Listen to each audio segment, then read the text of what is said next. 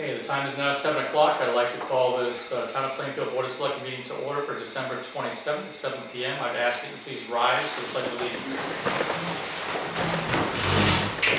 I pledge allegiance to the flag of the United States of America and to the republic for which it stands, one nation, under God, indivisible, with liberty and justice for all.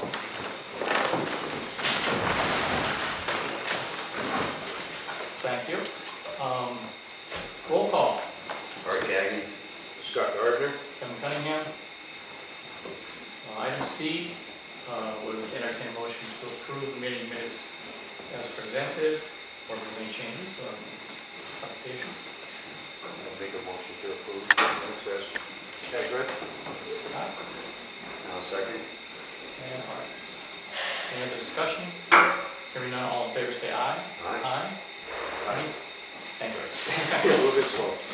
Any public comment tonight? If not, we'll move right to old business, of which you have none. Item F, which is new business. Consider and act on tax refunds as requested by the tax collector totaling $1,087.17. Ally Financial for $762.93. Enterprise FM Trust for $324.24. I make a motion to accept the tax refunds in the total of $1,087.17. Second. Motion's been made in second. Any other discussion? Hearing none, all in favor say aye. Aye. The next one is item 2, consider an act on resolution authorizing first selectman to execute with and deliver to the State of Connecticut Department of Health, Department of Emergency Services and Public Protection, which is a division of the Emergency Management and Homeland Security, all the documents it deems necessary and appropriate.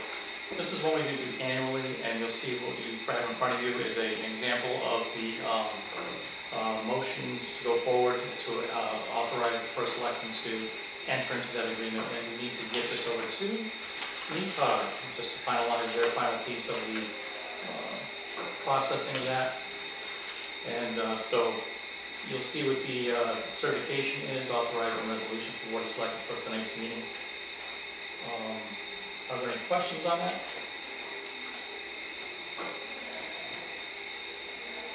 So, hearing none.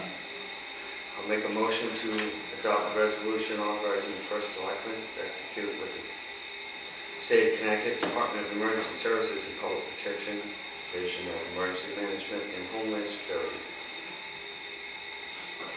Motion? I will second that. Thank you. Any discussion? Hearing none, all in favor say aye. Aye. Thank you. The only other thing we have on the agenda is other, and that's to update the process of the special election to fill the 7th position for the Board of Finance as voted upon as Charter Revision updates. So this is something that is still in discussion with the State of Connecticut's Elections Division. They wanted to review. One of the questions I had was, has this ever been done before in the Town of Plainfield? There was a special election in 1999 when 2 of the elected officials came in the top, but that's not the same as what we have here. This is a different type of a special election that happens to be just a tie during an election. So this is totally different. They're looking into it. I will say that I'm hoping to have by the next meeting some sort of an answer from the State of Connecticut Elections Division. I'd like to see what their recommendations would be, whether we hold off for a 2-year period, only because you have a 7th position which has never been involved so far, or what their concerns are if we don't hold off for 2 years. So I'm waiting for guidance on that from the State of Connecticut. I just didn't want to feel like we haven't been following through, because we have. Our attorney's been looking at it. They've been in contact also with the State of Connecticut Elections Division as well. So that's where we stand at that. If there's any particular questions on it, I'd be more than happy to share that with the attorney and also the state. So just feel free if you have any questions. Well, you know my question, whether we have to put the other appointed positions at the same time as the special election. Right. That would be my only question. Yeah. I think there were 3 appointed. Three appointed. Since then, right? Yeah. Since the election. I believe that the reading of the charter would probably support that. Yep. That would happen. The charter seems to say that, but Yeah. we'll see what they say. It would be nice if the charter was like very definite on it, but it's the or and the or. And those are the things that always trip you up. Right. So every town has a different reading of the charters, their own charters are a little different, so we need to get that clarified as well as the next charter division, so I think that would be helpful. Some have timing too, Yeah, right? At a certain time. There is Yep. definitely So- an election calendar, so, for sure. so I will follow that question up, which I think they already have on their plate, so, but I will definitely follow that up as a concern. Other than that, I just wanted to mention that two things. One is you're all invited up to the Agricultural Commission, which is the reason why we're here versus up in the auditorium. The Ag Commission invited the current winner of their scholarship fund. They also invited the last two, and the last two haven't been able to attend because of COVID. So they were hoping that they could get all three, but that's where they stand at this point. We're all invited to go. The next thing up, I would be remiss to say one of the things we've been working on very much this weekend with me and then today with the state of Connecticut. They've been asking to add more test availability for COVID because the numbers around the state have spiked.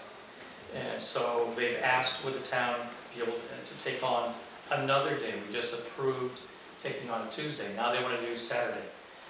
And I explained to them the problem with Saturday for us is that we don't have access to the building until 1 o'clock in the afternoon. They wanted to start 10 o'clock in the morning to 2 in the afternoon. So there's no restroom facilities for them. They said that they would work through that issue and they'd be willing to do it. So what we just did was we worked with the state of Connecticut. You'll see the flyer that's up on the town Facebook page, and we're hoping to get it up on the website, but it'll be Monday, Tuesday, Thursday, 3 to 7 p.m., and then Saturday, 10 to 2. And that is again until they find a proper partner, because SEMA4 has pulled back the contract, so they're looking for somebody else to take care of it.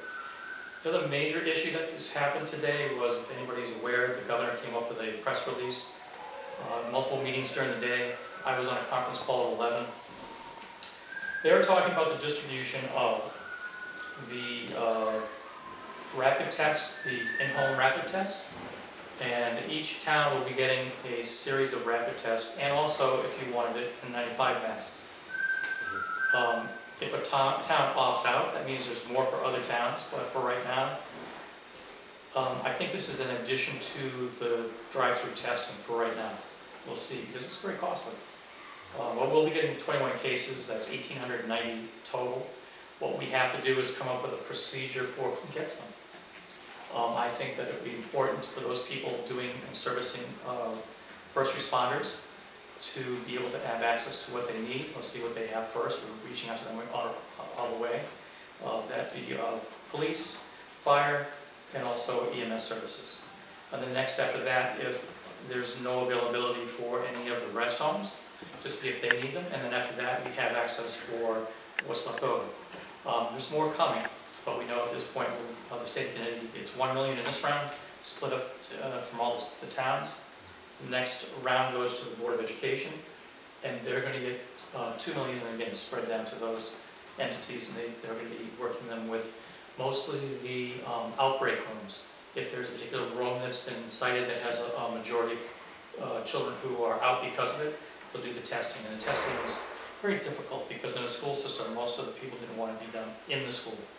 So this is actually a great help for them. They'll be recognizing what an outbreak room would be, passing home the literature with the test kits back to the parents, and explaining what happened and asking them to do the test to bring it back in. It'll give them better results without having to be invasive in the school and without stopping any of the classroom activities. So that's on their side of it. Our side of it is we're trying to be very supportive of what we can give out to certain people. Obviously they told us on the call, someone asked a point-blank question. How many tests, how many total residents in Connecticut? They only have a third available. So we have to be very stringent about how we're going to pass those out. So I just wanted you to know that it's still a work in progress. It's going to be pick up probably on Thursday once they designate a spot exactly at the Mohegan Sun to do the pickup. We don't have staffing here on Thursday, but we do have the highway department, so the highway will be going down to pick them up. That's pretty much it. Unless there's anything else. Entertain a motion to adjourn. So moved. Second. And all in favor, say aye. Aye. 7:10. Thank you very much. And again, you're invited to the presentation